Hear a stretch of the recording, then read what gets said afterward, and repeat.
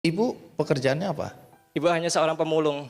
Jadi kalau untuk profesi ibu itu, jadi beliau itu dari jam 1 pagi sampai jam 7 pagi itu beliau harus mencari sampah yang bisa dikelola ibu. Seperti itu. Kemudian di jam selanjutnya ibu istirahat dan kemudian ibu balik ke rumah. Jadi gini teman-teman, karena kan kita kan dari keluarga yang sangat sederhana. Kita itu dulu pada saat bisa dengan bapak, kemudian kita untuk memutuskan untuk ngekos gitu, Mas Andi. Jadi ngekos dan ibu kan berprofesi cuma sebagai tukang rosok, dan ternyata rosok itu dikumpulkan di kos ibu dan itu ternyata mengganggu, kemudian kita diusir. Kemudian kita ngekos lagi, pindah kos lagi dengan ukuran cuma 2x3 itu buat 4 orang teman-teman. Kita kan udah memutuskan untuk ngekos di ukuran 2x3 itu tadi. Kemudian ibu memutuskan untuk membangun gubuk rosok itu di pinggir rel. Kayak gitu, dan beberapa bulan ke depan itu kemudian gubuk ibu digusur karena kan itu juga ada pembangunan. Dengan adanya hal tersebut kemudian ibu memutuskan untuk ngekos dan itu hanya untuk dikelola sampah-sampahnya. Dan jadi kalau ibu tadi setiap hari tidurnya di kos tersebut yang hanya bisa mengelola sampah, dan itu kalau aku pikir tempatnya itu tidak layak untuk dipakai karena banyak sekali kecoa, tikus, bahkan serangga-serangga yang lainnya itu bisa berkeluyuran lah ibaratnya kayak gitu. Kerjanya itu dari jam 1 pagi sampai jam 7 pagi, kemudian balik ke rumah itu sekitar jam 11. Cuma ngasih makanan itu pun kalau ngasih makanan ya Mas Andi, kadang tuh ibu tempat menitipkan kertas kecil tuh kayak, maaf ya hari ini ibu gak masak kayak gitu. Jadi ibu ini, tunggu dulu. Saya jadi ingat ibu saya. Hampir sama kita nasibnya. Jadi ibumu itu bekerja pada malam hari sampai pagi hari. Ya, seperti itu. Sesulit apa masa-masa di mana kamu tumbuh dan berkembang sementara tanpa ibu, karena ibu harus mencari nafkah sebagai pemulung? Ya, jadi mungkin kalau teman-teman tahu juga, kan kita kan juga dari keluarga yang mungkin sederhana gitu kan. Kadang kita juga harus makan hasil mulungnya ibu itu. Jadi kayak mungkin ada makanan sisa terus dibawa ibu. Emang perjuangannya itu sangat menyedihkan mungkin karena selalu direndahkan juga sama masyarakat kayak gitu. Jadi ya terharu kalau mengingat masa-masa yang dulu. Tentu kami semua di sini bertanya-tanya ya, bagaimana mungkin anak seorang pemulung ya yang harus menghidupi anak-anaknya dengan situasi dan kondisi seperti tadi. Lalu kamu kok bisa sekolah sampai setinggi ini? 2017 Alvin lulus SMA, kemudian di Alvin untuk melanjut, habis itu Alvin kerja 1 tahun, habis itu di tahun 2018 Alvin dinotis sama guru SMA, Alvin kamu nggak kuliah ya gitu kan Mas Andi. Terus ya Bu saya nggak kuliah. Kok kamu nggak kuliah, gimana sih, kan kamu pinter gitu kan. Ya udah deh, habis itu saya dipanggil sama guru SMA ku dan ternyata di SMA itu dapat surat undangan kalau di UT itu pembukaan beasiswa bidik misi. Dan itu kan prodinya yaitu hukum gitu, dan ternyata Alvin bisa bergabung di universitas dengan prodi ilmu hukum tadi, seperti itu. Jadi dapat beasiswa. Beasiswa bidik misi dari Kemendikbud. Yang juga perlu diapresiasi adalah ibu gurumu ya. Siapa nama ibu gurumu? Nama ibu guruku Bu Suranti. Masih ada sampai hari ini? Masih ada, dan beliau selalu support Alvin untuk seterusnya Pak. Seperti itu. Baik, jadi kalau Bu Suratin ini nonton acara ini, terima kasih. Karena kalau tidak karena gurumu itu, mungkin kamu sampai hari ini entah di mana ya, karena keadaan. Tapi di lain sisi ibu juga ingin tetap memulung, begitu? Ya. Baik, kalau gitu kita panggil langsung Bu Warsiti, ibu dari Alvin.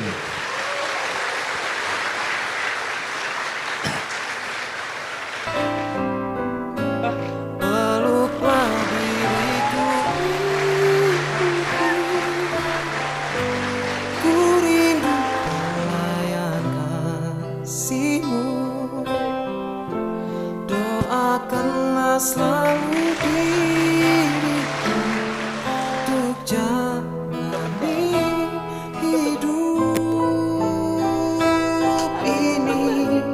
Tuhan tolong jaga ibuku.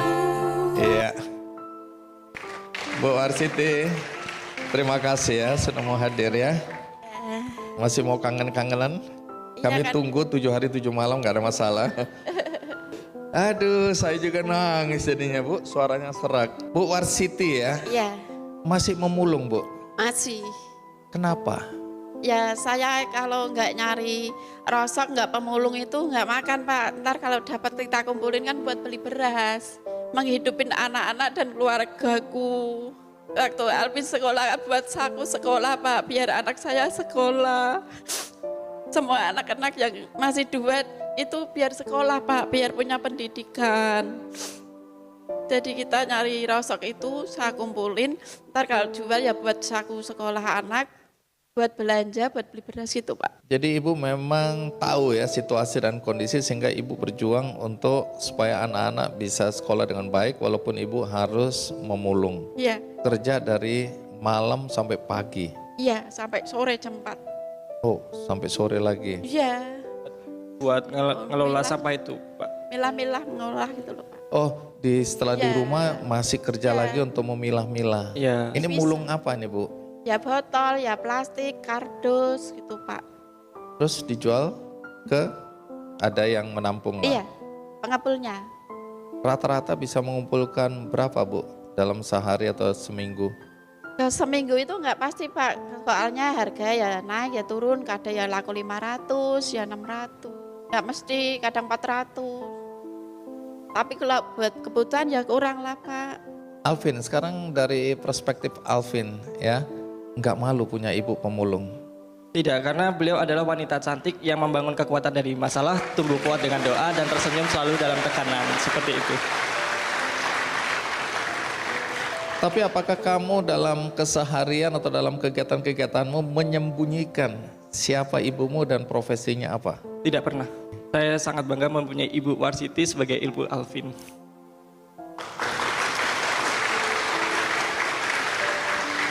Apa yang kamu kagumi dari ibumu? Karena beliau selalu memberikan yang terbaik untuk anak-anaknya, jadi rintihan dan keringat beliau itu adalah semangat hidupku. Seperti itu, Mas Andi. Baik. Jadi ibu, sekarang ibu bisa lihat Alvin ya, Iya, sudah mau S2. iya. Ibu tahu S2 itu apa Bu? Nggak tahu Pak. Pokoknya hebat gitu aja Bu ya. Iya, saya Iya. nggak ngerti apa-apa Pak. Kalau nggak dikasih tahu dari anak saya nggak tahu. Oke. Bagaimana perasaan ibu melihat Alvin hari ini? Saya seneng Mbak, kagum. Pokoknya saya senang banget sama anak.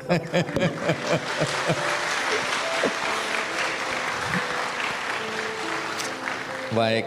Apa doa ibu untuk Alvin? Biar itu dia lancar belajarnya, biar sukses cita-citanya apa yang ditercapai. Aku senang, aku bangga punya Alvin, bisa membawa nama baik orang tua sama keluarganya Pak. Ibu umur berapa sekarang? 52. Kapan mau berhenti jadi pemulung? Ya kalau saya berhenti ntar anak-anak nggak makan Pak. Tapi ibu sendiri nggak malu jadi pemulung? Enggak. Yang penting saya jujur, nyari rezeki yang halal, nggak mengganggu semua keluarga tetangga apapun Pak. Yang penting jujur Pak saya. Alvin, saya dengarkan kamu sekarang banyak kegiatan ya, jadi juri, jadi pembicara, kemudian ikut berbagai kompetisi, aktif dalam kegiatan sosial ya.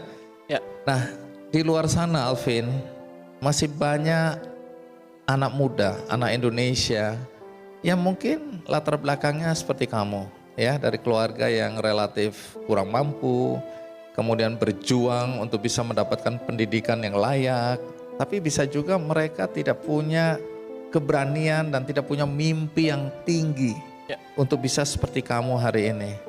Adakah sesuatu yang bisa kamu sampaikan untuk memberikan dorongan semangat bagi anak-anak Indonesia dimanapun berada yang saat ini tidak berani bermimpi besar karena kondisi dan situasi ekonomi di keluarganya? dari Alvin, jangan pernah bunuh mimpimu hanya karena faktor ekonomi. Ingat, siapapun bisa jadi apapun. Jadilah versi terbaikmu setiap hari, karena badan boleh lelah, mata boleh basah, tapi hati tidak boleh menyerah. Kamu tidak perlu hebat terlebih dahulu untuk memulai, akan tetapi yang perlu kamu lakukan adalah memulai untuk menjadi hebat. Semakin tinggi mimpi yang kamu punya, semakin besar juga pencapaian yang akan kamu dapat. Dan tidak ada mimpi yang terlalu tinggi untuk dicapai, yang hanya ada niat terlalu rendah untuk melangkah. Seperti itu.